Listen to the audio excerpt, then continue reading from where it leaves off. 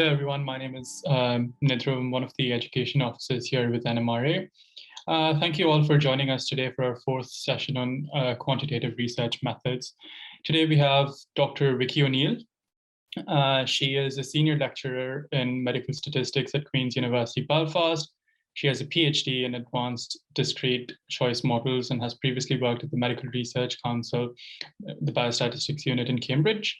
Her areas of expertise include a wide range of statistical specialties such as biostatistics, psychometrics, and econometrics. Her research focuses on the development of application of quantitative methods and is responsible for lecturing and supervising research projects on a variety of undergraduate and postgraduate courses, particularly those requiring statistics. I'm going to hand over to Dr. O'Neill now, and hope you all enjoy the session. Thank you for joining us once again. Hi, everyone. Thank you for the invite to come and talk to you guys. It's not often I get invited to talk about statistics. Usually people try to avoid me like the plague. So I'm very honored to come and talk to you guys about quantitative methods. So I'll just pull up my slides here. So let's see. Sure. So hopefully you can see that okay. So I've when I'm sharing, it's quite hard for me to follow the chat. So if there's any questions, then please unmute yourselves or interrupt me. Okay, so let's scroll down one second. So yeah, so I'm going to talk today a little bit about quantitative methods of research. So otherwise this would generally be called study designs. And thank you again for inviting me. So I thought what we could maybe cover today would be thinking about the important features of study design and some of the various designs that are more commonly used. And then I'm coming in a wee bit on observational studies, randomized controlled trials, and a little bit at the end about systematic reviews and meta-analysis. So thinking about the features, I apologize I'll apologize in advance here that it's quite a long list of things that you have to think about when you're designing a study. So the study design will determine the way that the data is measured, collected, and analyzed. And a lot of people tend to forget this when they're thinking about running a study. They sort of speed ahead and go and collect the data and then realize that it really can't be analyzed to answer their question they were looking for. And a badly designed study, can lead to incorrect results. And as I said, it mightn't even answer the question of interest, the one that you set out to do. And that just wastes time and wastes money. And so before you even collect any data, it's really important to sit down and think about, the design of what you're trying to do. And I've got a list here of things that we're going to consider, and I'll just talk about each one in turn. So this might sound a bit silly, but the first thing to really think about is the question you want to answer. It sounds a bit obvious, but a lot of people don't properly formulate their question. So the reason here is that, evidence-based research is about using the best available evidence to answer a very specific question. And if your question's very vague, then what evidence are you going to use to answer this vague question? You need to have a specific question. And it's important as well because different questions, require different evidence to answer them. If your question is about the mean, then you're going to need to collect a specific type of data. If your question is about, the frequency of something, again, you're going to need to calculate, you need to collect different data from that too. So, questions should be very clearly focused. And ideally, thinking from a statistical point of view, you should try and write your questions as a testable hypothesis. So you're already starting to think about, okay, well, if this is my question, how can I then check my question? How can I test my question? How can I test the data to see if my question is true or false? My idea about the data. So you should be thinking about, what kind of tests you could use on your question right from the start. The next thing I would probably think about is qualitative versus quantitative. So quantitative designs would be best suited for research questions, focuses on things like, what is the association between two variables? Does this variable cause this variable? Does this treatment prevent this outcome, or does this treatment, extend the prognosis, or does that change the diagnosis? So quantitative designs are better for those kind of things. Qualitative designs, and I've got a bit of a footnote here, they are best suited for research questions about someone's experience or how they felt about something or what something meant to them. Now, as such, I don't tend to touch qualitative designs, and I don't intend to talk about them a lot in this session today. So I'm very briefly just mentioning, if you are interested in a qualitative design, things like ethnography, I can't even say that's right,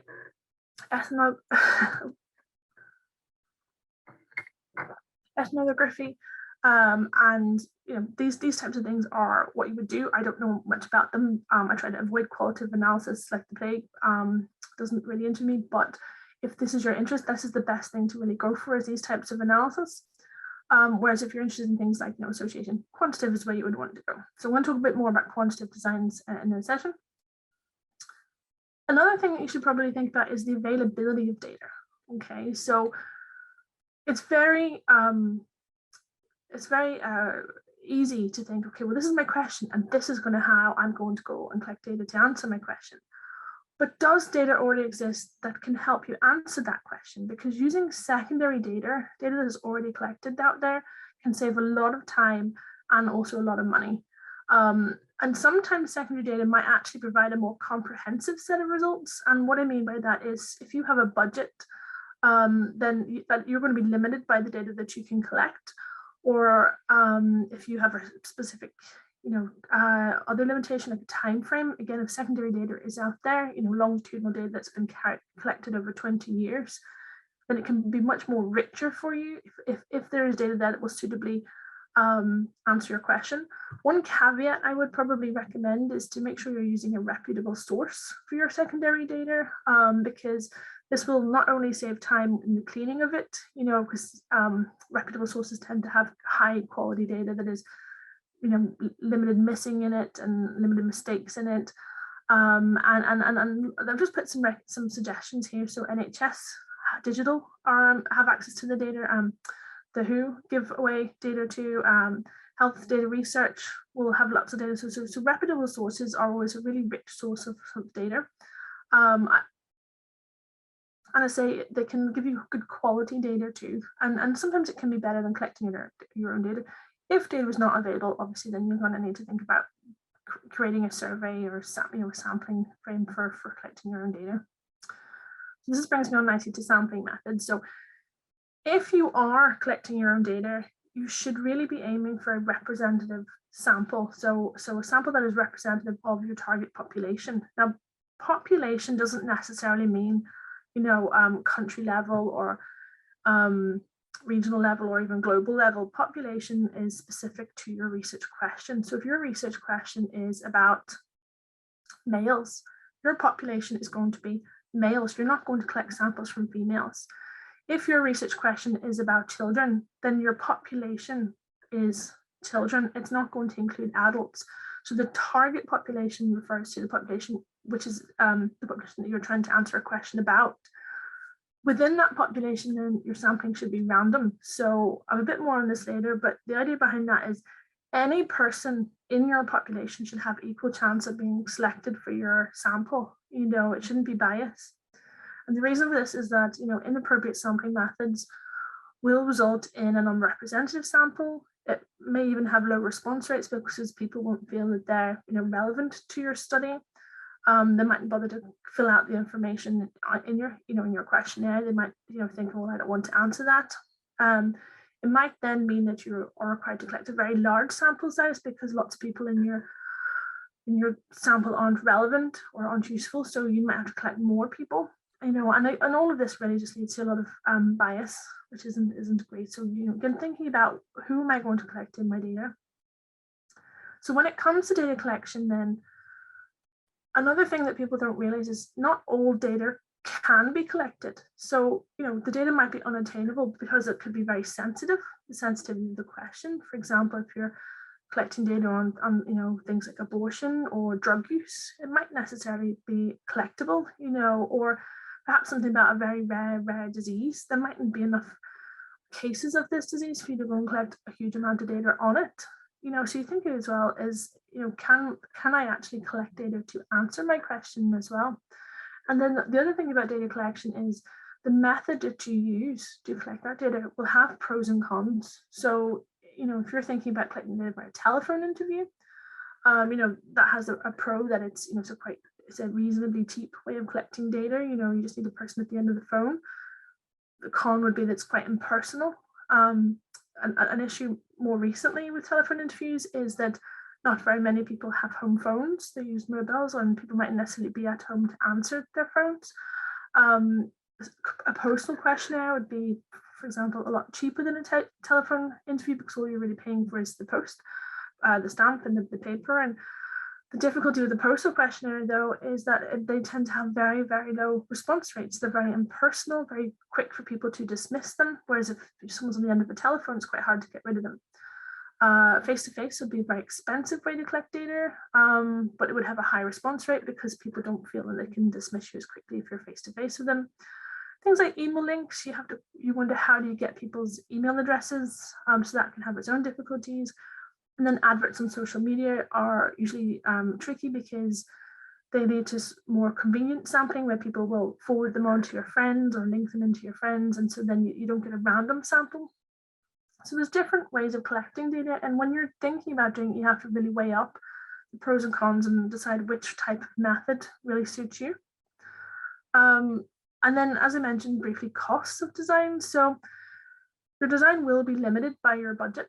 It's very, very rare that a study would have an unlimited budget. And then, in different methods will have different costs. I mentioned, the most expensive will be things like telephone and face-to-face, and the cheapest would be email and postal. I didn't list social media here because it depends on what way you approach it. You can pay Facebook to advertise, or you can just, ask your friends to repost on Twitter and things like that. So it can be either expensive or not, things like social media. Then the next thing I would think maybe you guys should think about when you're doing a study is how long it takes to collect and analyze the data. I recently supervised a student who they were on a time budget. They had to get their research project in by the end of the year, and they completely misjudged how long they were going to spend on collecting the data and left themselves just 2 days to analyze the data, and it didn't end well. So all studies, again, are pretty limited by time pressures. At some point, you have to produce an outcome. At some point, there has to be, an end product. For students, some of the biggest time pressures will be assessment deadlines. For researchers, it tends to be things like when the grant or when the contract will end. So a lot of postdoctoral researchers will be on, limited contracts, so usually 2 to 5 years. So again, by the end of those 5 years, they have to have an end product. Another thing that I think COVID has sort of made us realize is sometimes the time pressures are the urgency of the study outcomes. So there was a race to find a COVID vaccine, so that was putting on a lot of time pressure for people. So it was like, how long do you spend collecting data and analyzing data before you decide the vaccine is appropriate? So these are other factors that you should really take into consideration. Another one then is loss to follow-up. So you can lose people along the way. So and this is particularly relevant more for longitudinal studies, and there can be varying reasons that you can lose people. It could be if you're doing, perhaps, for example, a study on cancer, and then the people are dying off, and then you're not able to follow up over time. Or it could be that, if you're doing a study over multiple years, they could move away, or change their phone number, change addresses, and then those updated things don't happen, and they forget to tell you that they've moved house.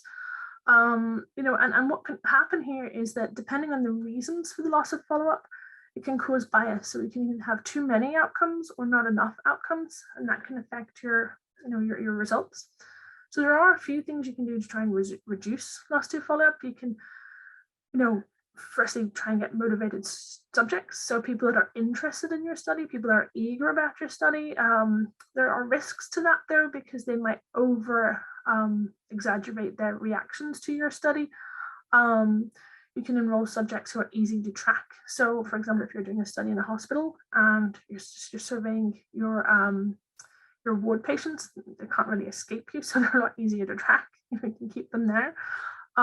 If you're doing a questionnaire, so a postal questionnaire, keep it really short, keep it really simple, because then people are more going to be willing to fill it out. They don't want to get a 100-page questionnaire through the post. They're not going to answer that. Things like maintaining the interest and reminding participants how important the study is, you can do through like newsletters and regular updates, and ultimately provide incentives, pay people when they will stay in your study. The next point I have here is about controls. So you can only really draw conclusions about a relationship between, an exposure or an intervention or a drug and the outcome of interest if a control group is included. So if everybody in your study has it, then you're not able to compare that with the people that didn't have it. So you need to have controls in your study if this is the type of question that you're dealing with. The important thing about controls is that they should come from the same population at risk, because you have controls from a different population. You don't know whether it's your intervention causing the difference or the fact that they're from a different population. So, thinking about a study on, males and females, you wouldn't have the males getting the drug and the females not getting the drug, because again, you don't know if that's the difference there. You would want to have a complete mixture of people. And again, they should be representative of the target population. So again, if you're sampling, you're not going to have in your experimental group people that have a mix of ages, and then all of your controls being, under the age of 30, because that would again bias the sample. So your controls, the only real difference between your controls and the people that you're doing your intervention to would be the drug. They should be exactly the same types of people, except for your drug, your intervention, your exposure. You shouldn't really have any differences between the two groups other than that, because that way you can say with surety that the difference is your intervention. So in a randomized controlled trial, the controls don't get the intervention. In a case control study, the controls are the ones who don't have the outcome of interest. And I'll explain a little bit more about what case control studies do later on. I know I haven't touched on that yet, so you just have to try and bear with me here. But in those types of studies, the controls are the ones that didn't end up having the outcome. So this is, I promise, this is my last couple of points here. So ethical issues. So the sensitivity of the data collected is obviously going to affect whether or not you'll get ethical permission for it, and also the methods used. So if the way you collect your data is very intrusive to the people that are being observed, then you have to think very carefully about how you're going to do that ethically. It's particularly important for experimental studies where you are doing something to your participants. Observational studies, you're just observing what happens to them, but experimental studies, then you really have to make sure that you're not harming the people in your study. And this is an idea where I've got here about positive interventions. So if you know that a drug is definitely going to help, and your study is just to see by what extent the drug will help, then it wouldn't really be ethical to give the control group a placebo, because you know that the drug is going to help everybody. So why would you give the placebo group, give the control group nothing? Similarly, if you know the standard method works, and you want to try out perhaps a new drug, then why would you give a control group a placebo? So you need to think very carefully about, even though the control group and you're not intervening with them, what are you going to give them? What ethically would you give your control group? And my last point on this slide is that it takes time to gain ethical approval. I think people massively underestimate how long it takes to get ethical approval. And again, if you're doing research as part of your degree and you're on a very limited time frame, then getting that ethical approval can eat away massively at studies. I have seen researchers take two years sometimes to get ethical approval. And that just eats away at their study. So I think it's really important to think about, these ethical issues right from the start. So all of my points so far have been, before you even touch any kind of questionnaire or any data, these are all the things that you really need to think about. So my next point then is, okay, so what type of designs could you do? And I briefly mentioned a few studies there, but I'm just going to go into them in a little bit more detail now. So there are two main types of study design. Okay, they are observational or experimental. Okay, and just with everything else, which one you go for really depends on the point of your study. So, your research question. Observationals does exactly what it says on the tin. You just observe people. You don't do anything to them. You just monitor them, and you just see what happens to them over time. Okay, you just observe a specific group of people. You don't intervene in any way, but you just watch what happens and see, from what they're doing, who gets the outcome of interest, what happens to them. And then you can look at the variables that you observed from them over time, or in the snapshot questionnaire that you do and see some sort of correlation between what happened to them and what they did, okay, but you don't intervene in any way. Whereas an experimental study, which most people would know, have heard of this as a randomized controlled trial, this will examine the effect of an intervention, something that you do to the people in your study. Okay, so what intervention do you do to see, does this cause the outcome of interest, or does it affect the outcome of interest? And these can be prospective studies or retrospective studies. So a prospective study is where you collect the data forwards in time. So it would be that I would, to an example, I will meet with you tomorrow, I'll do a questionnaire on you, and then I'll meet you in a month's time and see what happened. Okay, so a prospective study is where you collect data forwards in time. A retrospective study is when you try to collect past exposure information, and there's reasons, there is arguments for doing retrospective studies. It would be perhaps if the study had a very rare outcome and not too many people had it. So to do that prospectively, you would have to observe an awful lot of people to be able to see a handful that get the very rare outcome. Whereas in a retrospective study, you could target those people that had the outcome and ask them to think back about what their exposures were. So experimental studies are always going to be prospective because you can't intervene on people, you can't go back in time and intervene on people really. So they're always going to be retrospective. Whereas an observational study could be either. An observational study can be prospective or retrospective. It can be either. And then the other thing to think about is, are you doing a cross-sectional study or a longitudinal study? So a cross-sectional, what that does is it takes a snapshot of the outcome of interest at one specific time point. So you only collect data at one time point. And this is really useful for collecting information on things like prevalence, of an outcome. Whereas a longitudinal study will observe people at multiple time points. Okay, it can be as little as 2, but if you have more than one observation, then it becomes a longitudinal study. And it doesn't necessarily have to be over years or weeks. Sometimes longitudinals can be multiple observations in a day.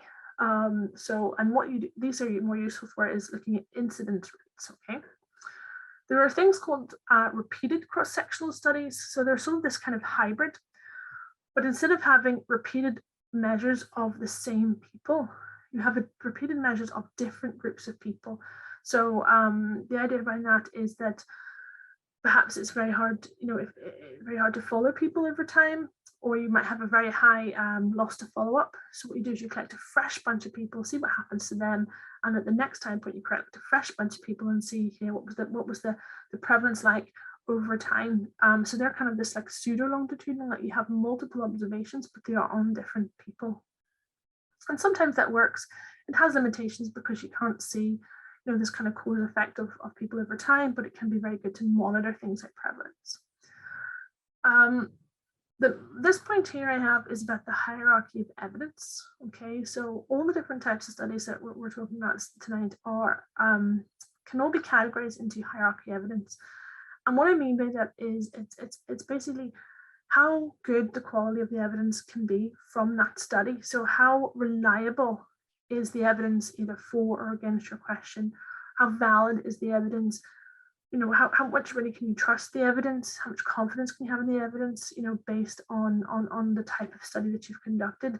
Now, there is a note here that there's no real universally accepted version of the hierarchy of evidence. If you Google search it, you'll find 2 or 3 different versions of it, but the version I have is kind of a pretty good representation. So there's slight variations on it, but the idea is that things like systematic reviews and meta-analysis are at the top. So if you have a systematic review, you would believe the evidence in that a lot more. You'd have a lot more confidence in the evidence from a systematic review than you would have maybe in an editorial piece or in an opinion piece in a journal. RCTs, randomized controlled trials, are sort of the next level down on the evidence. So again, if you have a randomized controlled trial study, you would probably have a lot more confidence in the outcome of that study than you would have in a case series or a case report. These tend to be done on maybe 1 or 2 patients, whereas a trial would be done on hundreds, possibly thousands of patients.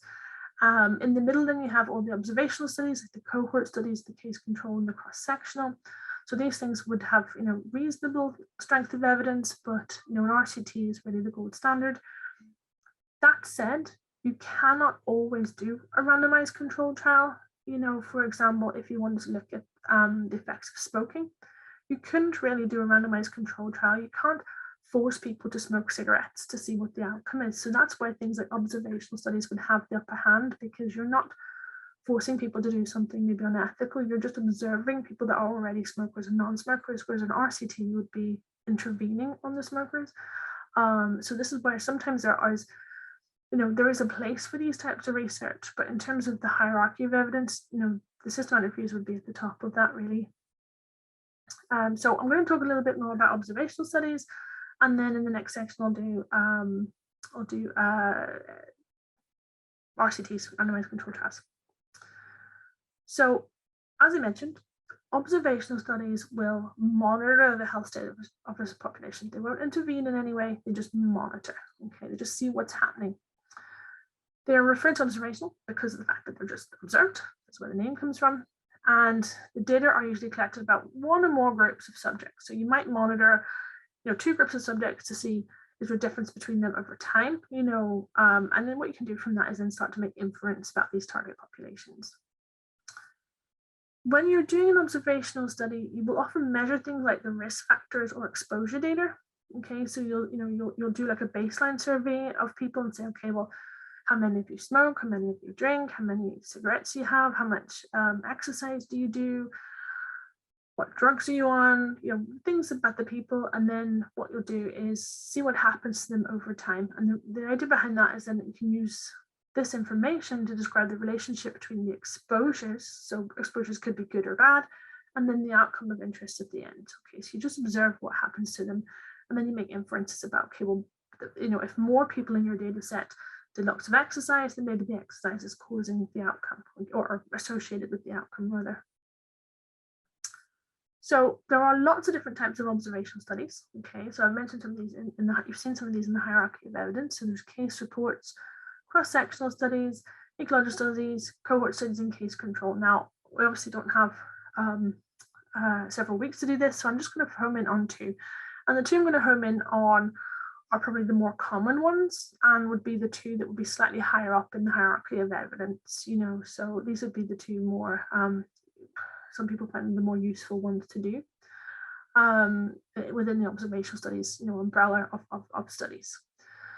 So the first one then is a cohort study. So a cohort study, what that does is it defines a subgroup of the population that you want to follow up over time. So, it could be, I want to look at middle-aged men, I want to look at, diabetic females, I want to look at, anybody that's ever had cancer, breast cancer, or something that is a common factor. So this is your subgroup of your population. And what you do is you measure the exposures in the participants at the start of the study, so the baseline, this is called the baseline information. And then what you do is you follow up what happens with them. Did they get the outcome of interest or did they not? Okay. And then certain exposures will be quantitative, so daily cigarette consumption, but more often than not in a cohort study, you'll start to categorize these. So you don't tend to have too much purely quantitative variables. It would be more categories. It just tends to be how cohort studies go. Whereas a case control study is kind of a little bit in reverse of that. So what the case control will do will identify the group of people that had the outcome. Okay, these are the cases. These are the people that got the cancer. These are the people that lost the weight. These are the people that did whatever it is your question is. And then what you do is you identify a bunch of people that didn't get the outcome. Okay, and they become your study group. And then what you'll do is then you'll ask both of them to retrospectively recall, did they have their exposure of interest? Okay, so think back, what happened to me? How many cigarettes was I smoking, 6 months ago? How much glasses of wine was I having 2 months ago? And obviously that is going to be subject to bias, okay? Because people just, recall bias. I mean, most of the time I can't remember what I had for breakfast, never mind, ask me what I did retrospectively over the last year. So this is why this one's not, people aren't a great fan of case controls, but they're pretty much essential if you're looking at a rare disease. You can see that, it will be very difficult to monitor a rare disease using something like a cohort study. So if more cases are exposed than controls, then this might give an indication that the exposure could be a risk factor for the disease, okay? And as I say, they're notorious for lots of forms of bias, but they do have a place if you're looking at something rare. So the choice of a suitable control group can be very difficult, okay, because there might be something about the cases that means that they're quite hard to match with the controls. So maybe the cases are all of a specific subgroup of the population, and there are no controls that are of the similar subgroup. So it can be very difficult to get control group for these ones. And what you will often do is individually match cases. So for every case you have to go to the effort individually matching people, and sometimes that can be quite choresome to do. And you can take a lot of time doing that. So this diagram, I can't even remember where I found this diagram to recommend you guys, but it's one I've used for a long time to just visually show you the difference between cohort and case control studies. So this is where we are now. So as I say, in a cohort study, we'll observe some people that are exposed to something and not exposed, and we'll follow them up to see of those ones who got the disease and who didn't, of these ones who got it and who didn't, and then we'll try to figure out, is there a relationship there? Is there some sort of pattern going on? Whereas in a case control, we work backwards. So today we'll find people with the disease and people without the disease, and we'll work backwards and say, okay, of you guys who got the exposure and who weren't exposed, and then of these ones. So it's kind of, you can see they go in different directions, really. So as I mentioned, the cohort study generally is thought to be the better approach, but it can be more time consuming and costly, especially if, you don't have that many people that are getting the outcome of interest. And it's not really helpful if you're looking at a rare outcome. And cohort studies are often performed to confirm interesting findings from case control studies. So you might start with a case control study because it's cheaper and quicker, and then you'll use that evidence to go on and do a cohort study. And then sometimes you might even use that evidence to go on and do an RCT. So, you start off small and then you build up your evidence base before you start spending, big money on these things, because RCTs are very, very expensive compared to these other types of studies. So I have two caveats about observational studies. The first one is about causality, okay? Is you cannot really make the statement, exposure A causes disease B. And sometimes I catch myself out where I'm using that word cause just ad hoc basis without, thinking about my statistical head. It's like when people use the word, oh, that's significant, and then I start to get, red flag thinking, oh, is it statistically significant, or are you just saying it's significant? So causality is one of those things that's a bit like that. So in many circumstances, it's not possible or ethical to, randomize subjects to exposures. I give the smoking example. So what you do is you use an observational study, okay? And I'm just going to work through my smoking example here. So some people choose to smoke, okay? So what we can do is compare the rates of disease in those who do and those who don't, okay? But there might be other differences. There might be other characteristics that are linked to the disease, okay? So it could be alcohol consumption or diet. It might be that smokers drink more, or it might be that smokers have a different type of diet to non-smokers. And so when we're doing an observational study, we have to be really careful about possible biases, okay? When we're comparing, disease rates and between the two groups, those that are exposed and not exposed, okay? So when we are doing an observational study, we cannot ever infer causation. We can only do that when we do a randomized controlled trial, because in a randomized controlled trial, we would randomize the two groups. So we would know that they have the same type of diet. We would know that their alcohol consumption was the same in the two groups.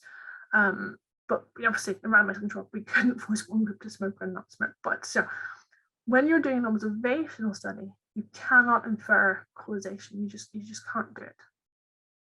The next point I have is about confounding. Okay, and confounding can be sometimes tricky to kind of get your head around. I find this is one of the most difficult topics I have to teach on. And so hopefully you'll be able to follow this okay. So when a difference in an outcome between groups is observed, okay, that's great. You've got this difference between your two groups, between your two observed groups. But what you need to think about is whether the effect you're seeing is genuinely due to the exposure, or perhaps there's something else going on. Perhaps there's an alternative explanation, okay? So confounding comes in here when the effect of the exposure on the outcome has been jumbled up, has been mixed up with the effect of some additional factor, or perhaps multiple factors, okay? So your true effect has been distorted by this thing. So thinking about the smoking and cancer outcome is, we know that too much alcohol can increase your risk of cancer. So was it the smoking or was it the alcohol? So you have to be very careful with confounding here. Okay, so there are three general characteristics of confounders. So the first one is that true confounders will, when you model them statistically, they will be predictive of the outcome, even if the exposure is not in the model. Okay, so a confounder will be predictive of the outcome, even if your effect or your intervention isn't in the model. The second characteristic of a confounder is that it will be associated with the exposure, but not necessarily a substitute for the exposure. Okay, and then the third characteristic is that it won't be an intermediate between the exposure and the outcome. Okay, so if you are finding that you've got this variable, this factor in your data that ticks all these three boxes, then you might have found a confounder in your data and you need to adjust it accordingly. Okay. So that's observation studies, and that's my red flags about those. But as I mentioned, they do have an important place too. So then we've moved on sort of to the gold standard now, the RCTs, the thing that gets most people very excited. Okay, and the reason for that is that in the past, new treatments were often introduced with disastrous consequences without having proper evaluation. They were just, oh, this is a new wonder drug, let's give it to everybody. I think we all know the desperate situation of it was the morning sickness tablet that was given out without proper clinical evaluation, and that was just an absolute disaster. So what's happened now is that medical regulatory authorities require that before a product is before anything is licensed or granted, they must have done an RCT. They must have gone through a controlled trial. And so randomized controlled trials are now the cornerstone of any kind of evidence-based, research. So you have to do a randomized controlled trial if you want to bring out a new drug or a new treatment. You have to do one. So any study that is conducted on patients to compare, two or sometimes more treatments is called a trial. Okay, and in a controlled trial, so a slight difference in a controlled trial, one of the treatments is included as the basis for comparison. Okay, so it might be the current standard treatment, or it might be a placebo. So as I mentioned way back at the start of this, you have to think ethically which is the best one to use as your comparison. Okay, so if there is an active treatment that works, it's not ethical to give people a placebo. Okay, you want to compare the new drug to the current drug, not a placebo. And a randomized design is used in which the treatments are allocated to patients by some sort of random process. So, and the randomized control trial needs all these three things. Okay, and I'll talk a little bit more about how to randomize in a wee second. Oh, next slide. Okay, so when you're randomizing people, okay, the idea is that any person in your study could have equal chance of going into the treatment arm or the placebo arm, the treatment arm or the active, current standard drug arm. The randomization is that everyone has an equal chance of going into any of the groups, and the reason behind that is you want the groups to have people of similar, to be no real difference between the groups. Okay, you don't want more people with a specific characteristic going into one group. You don't want the treatment group to have more older people. You don't want the non-treatment to have more people from ethnic minorities. You want them to have an equal mix. The two groups have an equal mix. Okay, so for example, see on the left-hand side here, if this is my population, all 12 people in here have an equal chance of getting picked, and then I randomly pick number 2, and I randomly pick number 5, and I randomly pick number 8, and they randomly pick number 10. So everyone in this group has an equal chance of being picked. And the same works then from my sample. I randomly assign people to be in the treatment group or the non-treatment group. So we have to have equal chance of going into either. And the reason for this is that the investigator, the person that's assigning the people to the groups, or the person that's analyzing the data, cannot influence who gets which of the alternatives.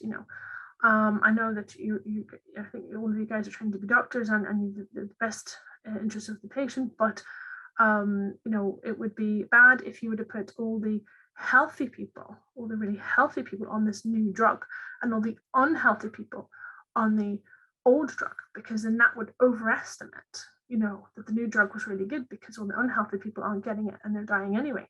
You would want an equal number of people, healthy and unhealthy people, taking the drug to see if it really worked, and I know it's hard to believe, but things like that happen. People do try to bias their results and I'm not going to blame the drug companies because that's very cliche and they get a bad rep, but people do try to do this. And so the sign of a really good quality trial is one that has used randomization properly. And then the main advantage really, as I mentioned, is that you study groups which are comparable, and then that the known and unknown factors that could influence the outcome will be equal in the two groups. You're not going to have more people with a specific factor in one group than the other because they were randomly assigned. And then what that means then is any observed difference in responses is purely down to the treatment. Okay, so it's only the treatment that's causing these different responses. And then the comparison will be fair, unbiased, and you have a lot of confidence in the results and that they're valid. Okay. So another thing as well is who to allow to join your study. Okay, this is another area that bias can come in. So the decision to enroll a patient in the study could be influenced by the knowledge of which treatment they're going to receive. So again, if you have a treatment that doesn't work particularly well for a certain group or works really well for a certain group, then if that person's coming into your study, you may turn around and say, actually, I don't want you to be a part of my study, because if you come in my study, you're going to go into that treatment arm, into that treatment group. And so that might then cause bias. So the idea is that what you would do is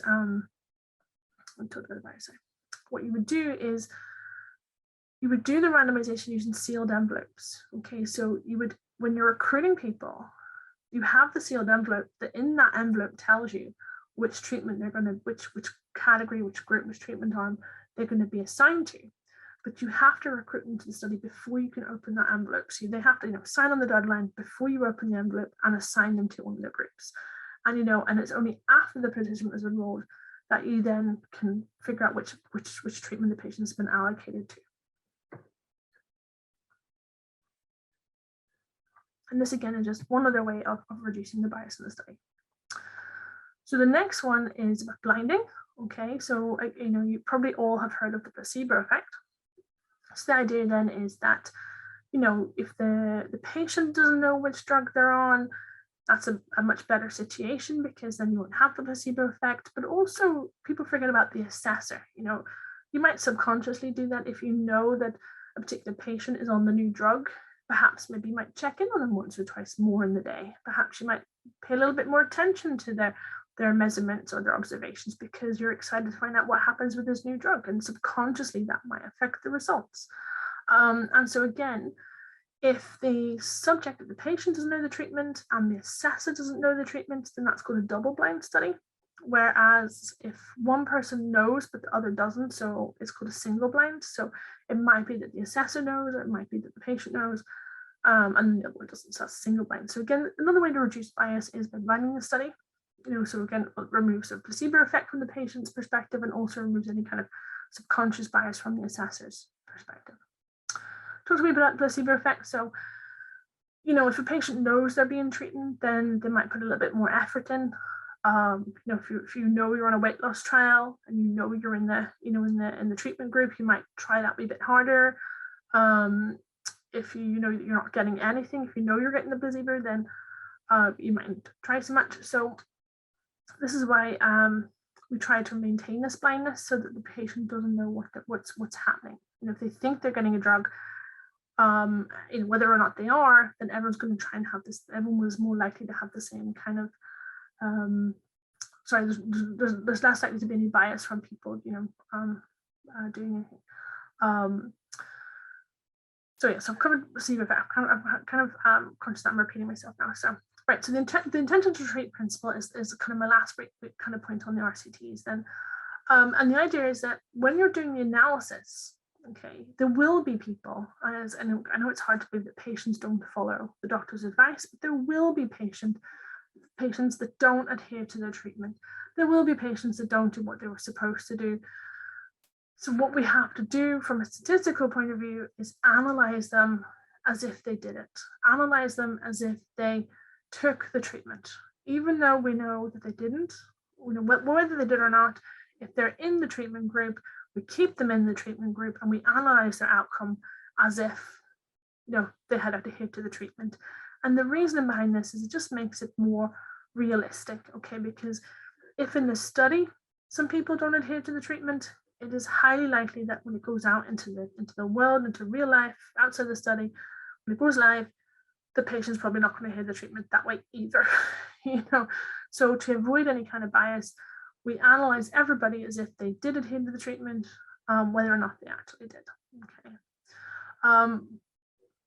If a randomized controlled trial is not of the right size, then you might find that you just don't get a significant result if it's just not big enough. And this is how most statistical tests are geared, is that most will come back as non-significant if there's just not enough data.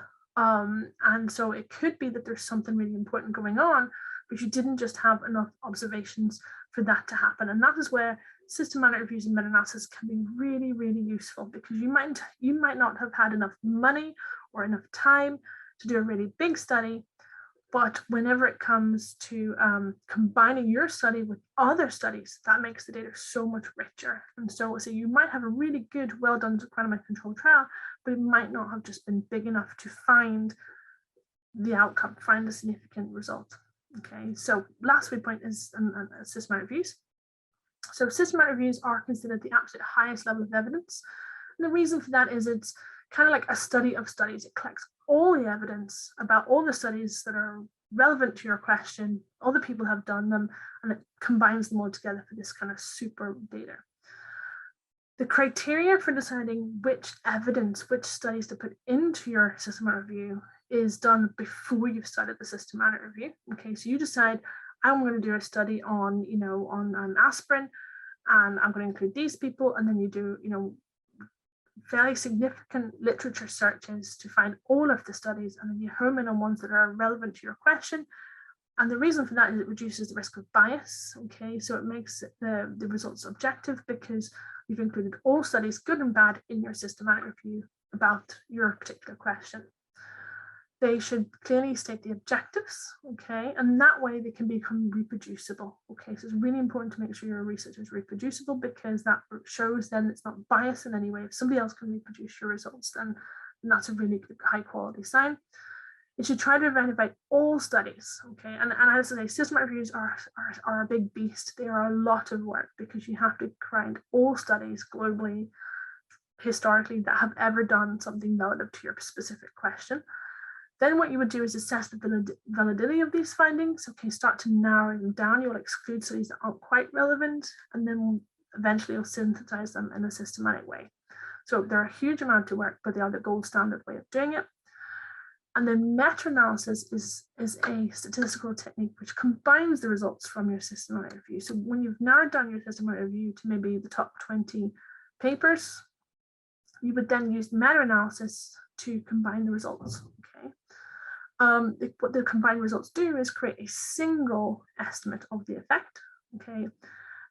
However, okay, whether you can do a meta-analysis from your systematic review data will depend on the number of studies included in the final review. So if you only have 2 studies, it can be tricky, or if you've like 200 studies, again, it might be tricky.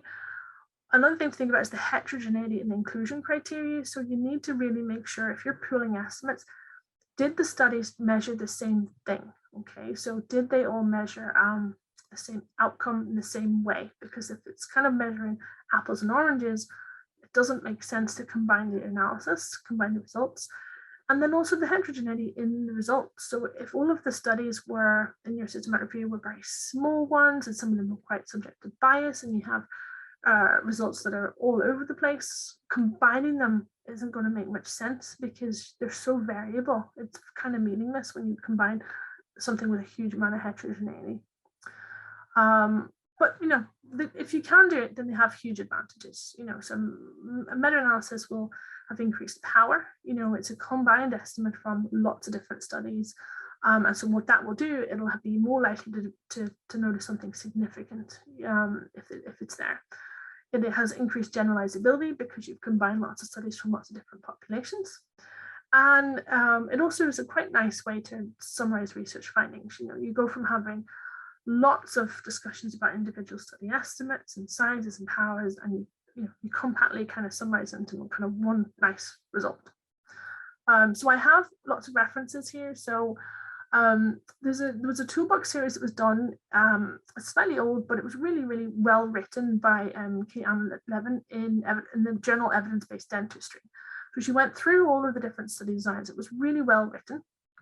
Okay, and then another one that was slightly more recent, so this was sort of in the last couple of years, was one that was done by it was a design series, and so it was a 9-part series, and it goes quite well into systematic reviews and meta-analysis and interventional studies, so your RTTs.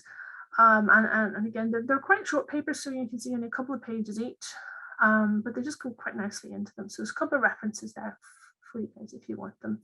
So, yeah, I will stop sharing there and take any questions that you guys have. Thank you so much for that talk, Dr. O'Neill. I'm just going to put in the feedback form in the chat over there now. Okay, so the question is about a literature review and a systematic review. So it is quite different. So a literature review would be kind of more about, it wouldn't be as thorough, it wouldn't be systematic. Sorry, no, it's systematic. So a literature review would be, kind of more of a brief dip into literature on studies that are slightly relevant, whereas a systematic review is, I'm going to check every single search engine, every single journal to see if there's anything that is relevant to my question. Then I'm going to review all of it and synthesize the results. Whereas a literature review would be, I'm kind of interested in to see, does walking improve mental health? So I'm going to have a Google Scholar search for mental health walking, and the first 10 papers I see, I'm going to have a read of them, and is there any interesting and find there. So you can see that literature reviews are good because they give you a nice gist of, the thing. I often find my experience with academics has been people do a literature review to either find papers that agree with them or find papers that they can dispute and write about the fact that they dispute. Whereas a systematic review is trying to get a combined idea of what is going on. So they're very, very different beasts. And I'd say literature reviews are a lot easier than systematic reviews. Systematic reviews take a lot of work.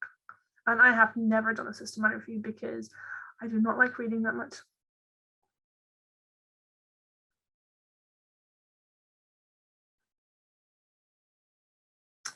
Okay, so the next question then is about systematic review, the criteria set. So again, it's very much the criteria is what's relevant to your question. So if you're doing a search in, say, Web of Science or one of the big journal search engines, then you're going to set the date range to be those that are relevant to your question. If you're thinking about a new drug or a new treatment that's come out in the last 5 years, you're only going to search articles from the last 5 years. So it's going to be, the date range is going to be the ones that articles that are going to be relevant to your question. You wouldn't specify by impact factor, or you wouldn't limit the number of articles, other than really the only time you might be you really wouldn't limit the number of articles because you're trying to find collectively all of the articles that are ever on your study. But then what you might want to do then is, and you certainly wouldn't limit the impact factor, because a really, really good systematic review will also include grey literature, and this will include things like conference abstracts, articles that aren't necessarily published through a journal. Some academics like to just give their stuff for free without going to a journal. They might put it on their own personal website. It's a really thorough one. Will include everything published and unpublished. So stuff that's working papers that are coming out. Will include things from conferences. So it really is not too many limits. What you would be more specific on is the inclusion and exclusion criteria. So if you're if you're interested in something about someone's doing exercise, you might think about, okay, well, how was that exercise measured? And if your specific question is about, was it measured by how their heart rate changed, then you would only include studies that measured heart rate. So that's where the inclusion exclusion would be. If your study is about, men between the age of 30 and 60, then you would exclude studies that only looked at children or only looked at people over the 60. So that's where the inclusion exclusion criteria comes in, more so than with the articles from high impact journals. Your inclusion criteria is more about the way they conducted their study rather than whether the study got published. So it was more about that one. The difference between meta-analysis and systematic reviews is the next question. And so meta-analysis is what you do with a systematic review. Okay, so for example, you would have data. Say I wanted to test. Say I wanted to test the difference in educational attainment between two different groups. I would then go on to do things like a chi-squared test or a t-test or some sort of statistical analysis. So meta-analysis is what you do with the research you found in your systematic review. Okay, so that's what meta-analysis is basically. You would have study A found an effect size of 3, study B found an effect size of 6, study C found an effect size of 5.5.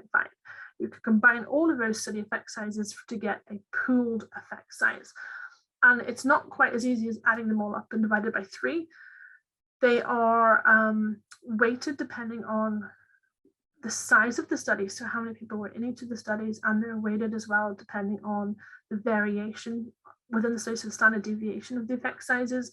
So it's not as easy as just adding up, taking an average of the effect sizes. There's a lot more to meta-analysis than that, but the idea is that meta-analysis is analyzing the data from the papers in your systematic review, the ones that you've kept until the end. Okay. So next question is how can you make sure that you've identified all the studies that answer your question? Okay, so you can't really, all you can say is what you would do is you would, in your write-up, you would say a systematic review should publish the search engines they've tried. It should publish their inclusion exclusion criteria. It will publish, things like the date ranges, the last date that they searched the literature, because obviously new things are published all the time.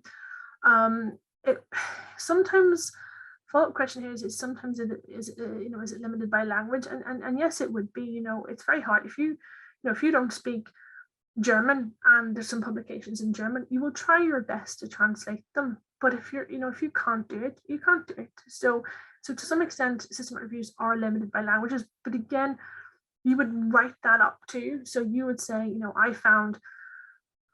systematic reviews will typically say, I found 3,000 articles, and then often they will be screened by the abstracts of the articles, and then they'll have been narrowed down to 1,000 articles. And of those 1,000 articles that were read incomplete, we narrowed it down to 700, and 2 of them were in French and I didn't understand what they said, so I excluded those, and 50 of them looked at the wrong sample size, and so a systematic review takes everything and then slowly cuts it down using your inclusion and exclusion criteria to maybe you're left with 20 articles that you might go into a meta-analysis on. So yes, you would be limited by language, but you wouldn't be able to say with confidence you found all of the studies, but what you would do is you say, I had my best go at it, and this is what I did to find all the articles. And if anyone has any articles, please send them my way. You would kind of, do that kind of way. So doing those need to read the whole article or sometimes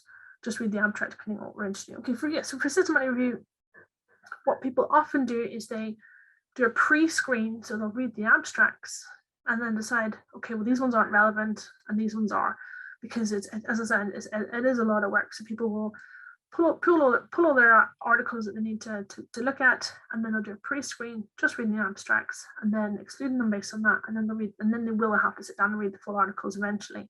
But again, all of this, nearly every systematic review will have a flow diagram explaining which articles were excluded at which point. So again, making it reproducible. So what studies are types that can be done easier online compared to others? So if you're doing an online study, you're going to want to keep it short, I guess, and so and not sensitive really. So you wouldn't do, like, you would not do an online study about self-harm. You just would not do it, because you are not there to protect the person answering the question. Something like that really has to be face-to-face with support, if you're asking questions about that. Whereas an online study is really good for, did you like your coffee today? Short, snappy, not super sensitive surveys. Online surveys are very quick as well, so you can start getting responses almost immediately. So study types that can, things like that.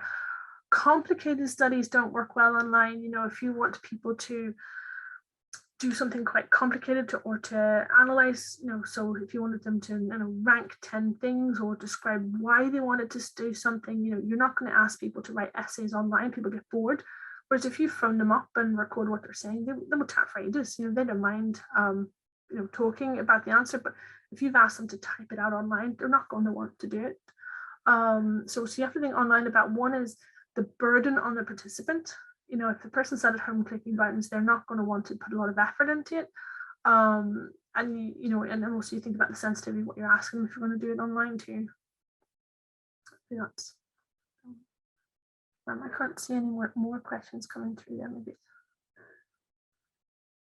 So I guess if we don't have any more questions, I think that's the end of it. Thank you so much, Dr. O'Neill, for having this session with us. And I'd just like to remind everyone else to fill in the feedback form. Okay, well, thanks for the questions that were there. They're really interesting questions, and I'll say I would never like to do a systematic review myself ever. I just do not like reading. I am more of a send me the spreadsheet, do not send me the the papers kind of person.